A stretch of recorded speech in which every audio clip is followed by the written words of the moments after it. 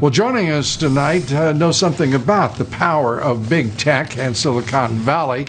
We're joined by Donald Trump Jr., Executive Vice President of the Trump Organization, best-selling author, and, of course, son of President Donald Trump.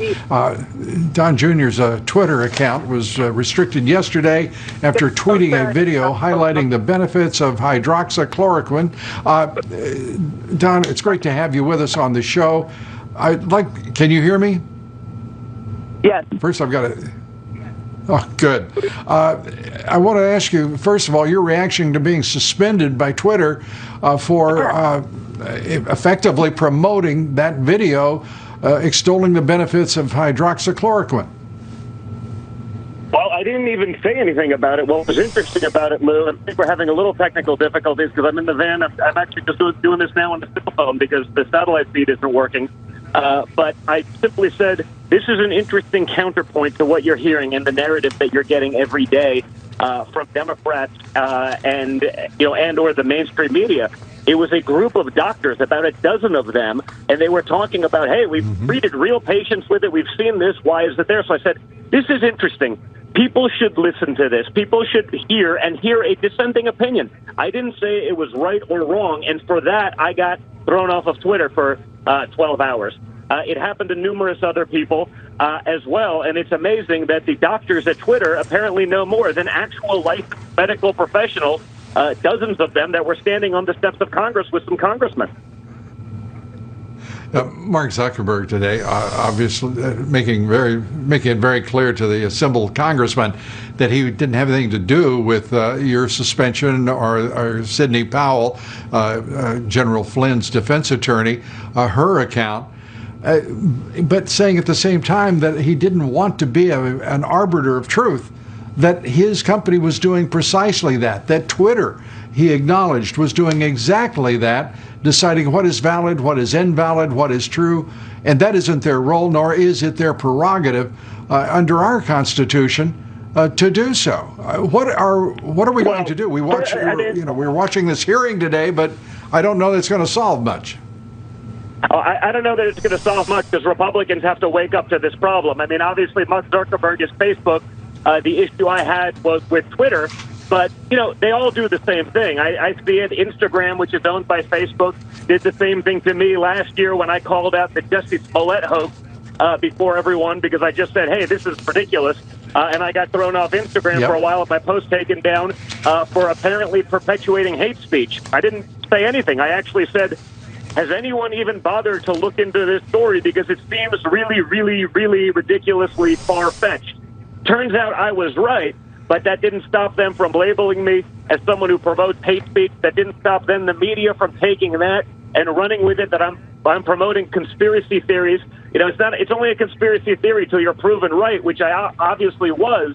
That said, it didn't change anything. So the problem we have in Congress is that many Republicans, they don't know anything about social media. They're not on it. Some young staffer is doing it. They don't see these things.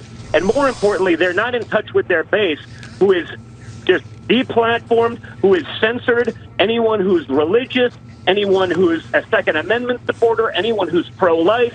All of those things are just destroyed and decimated in the algorithms of social media. And frankly, even in the search engines like Google, look at what Google did to Breitbart. It doesn't end, and Republicans are not aware of it. They keep saying this nonsense that it's a free market principle. It's not a free market when you're getting government protections. These companies get billions of dollars worth of free liability protections from the government. They cannot then function as publishers, deciding what you and the American people get to see and what they don't, pushing their liberal, California, bordering on communist agenda to the American people because they're attempting to sway an election. They're attempting to sway the way that people think, and it's very effective when ordinary people who don't see what's going on, are bombarded with a one-sided, incredibly biased, left-wing talking point memo on a daily basis on these platforms. Yeah, it's truly stunning, the awesome power that these giant tech companies, social media companies with them, are exerting on American society right now. It's stunning. It is also un-American, for this to continue under our antitrust laws. And yet, as you say, the Republicans act like scared children when you mention regulating what is obviously monopolistic and anti-competitive behavior. It is absolutely a juvenile response on the part of Republicans who should know something about economics and politics. Let's talk about politics real quickly. It looks to me like a number of the polls are turning in your father's direction. The president is looking, I think, significantly stronger, despite the polling biases of most of these organizations. Your thoughts? Well, listen, I think you're right. Again, there's a lot for us to overcome when you talk about that bias. You know, Lou, you and I do this stuff every day. We're watching it 24/7, but for the average person who's, working hard to put food on their table, they're consuming 5 minutes of news a day, and it's 96% negative against Donald Trump. There are people, quote unquote, professional journalists who are still perpetrating the Russia hoax nonsense and everything. I mean, it's very hard to overcome that. People have to understand what's going on. People have to understand Joe Biden's past. Because of quarantine, I had a few months off. I wrote another book called Liberal Privilege. It's available on donjr.com, DONJR.com, because I basically had 4 months to look into the background of this 50-year career swamp creature.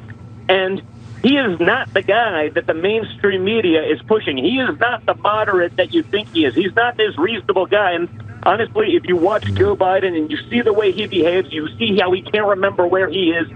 He's just a pawn for the radical left. And all you have to do is look on his website and see the Biden Sanders Communist Manifesto Joint Unity Plan to realize that this is a radical guy who's not in charge.